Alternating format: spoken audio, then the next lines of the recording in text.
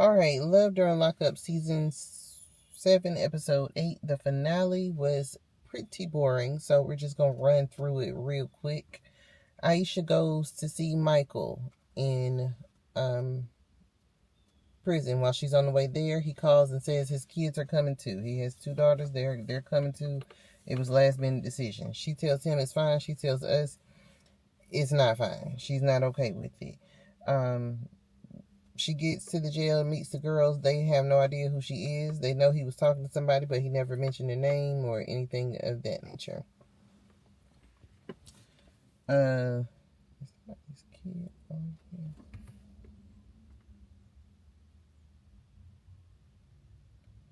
Okay.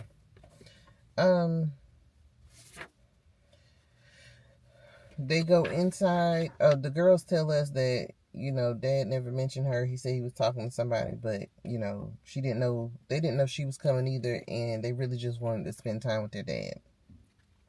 They go inside. They have their visit. They come back out. Alicia calls her daughter. She's like, he's like a big superhero. He's everything I thought he would be. Daughter's like, listen, what are your options, honey? Because, no.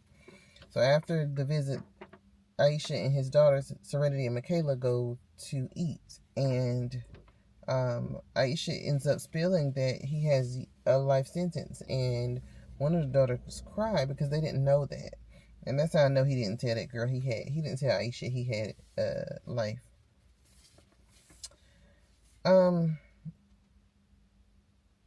So Aisha ends up saying that she's going to go ahead and pay that $4,000 because love has no price, and she want to see where this goes. Love has the price in your case. That case is $4,000. $4,000 is how much love is about to cost you.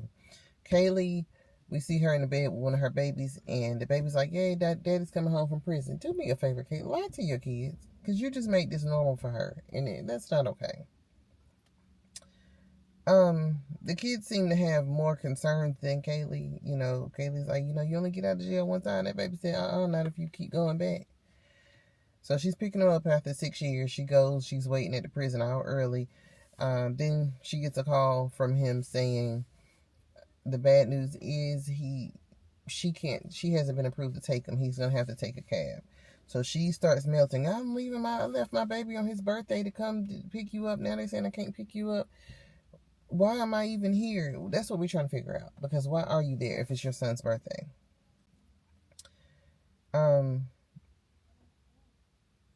So he hops in the cab. She takes off behind him like she's, on GTA. And she ends up meeting them at the halfway house, getting a quick hug and a kiss. And she's delighted. It was worth her missing her baby's birthday for her. Goddess is still outside of the prison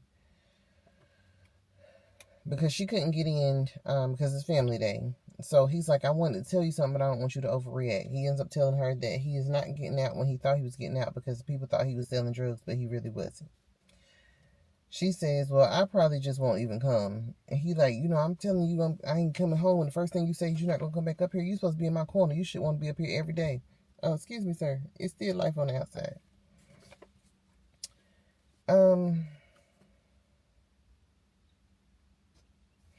She folds. She like, I'm just talking in frustration, and of course she like, we're gonna try to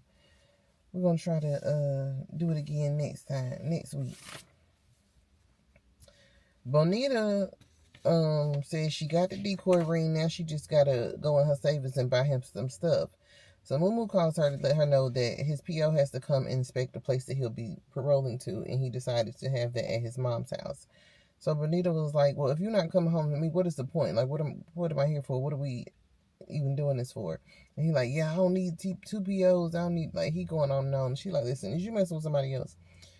He like, who I'm gonna mess with? She like, Devon, are you messing with somebody else? Who in their right mind gonna mess with me? Like, he trying his best not to answer this question, but she gonna keep asking. So he ends up saying, I don't F with nobody but you. I don't want nobody but you. But she's still not buying it because it don't make sense. So Damon says when he gets out, he wants him, Bonita, and Gigi to be a family. Crazy. Emily is mourning the passing of Justin. I had heard that Justin passed away, but I wasn't sure how true it is. The first thing, I did make a short about it. This is the first thing I thought of when I heard Justin pass. And it's because of the timing, like when I heard it. So on Love During Lockup, Season 7, Episode 6, Justin asks Emily for $6,000 because he's going to kind of flip it in a sense. He wants to do crypto. He wants to buy some crypto with his buddy on the inside. At least that's what he told her. I feel like he paying somebody for safety because he had just asked her for $3,000 and $5,000 before that. Now, I don't know what kind of bills they got in prison, but it sounds like it's much more expensive than it is on the outside. But anyway, I was sitting here thinking about it, and I think I heard that Justin had passed away. And, you know, my condolences to him and his family. But my thing is, can you imagine giving somebody $6,000 of your money to flip and they die? Oh, no. Girl, keep your money in your pocket. Stop sending these people money in jail.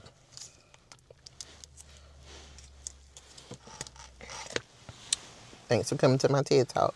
She said she got a call from, she got a Snapchat from somebody that works at the jail that basically said, you know, Justin's gone. I'm so sorry. And she didn't believe it at first. But it turns out it was true. He committed the act against himself. I don't know if I can say the word on here. Kaylee. And I think that's it. Oh, Monique,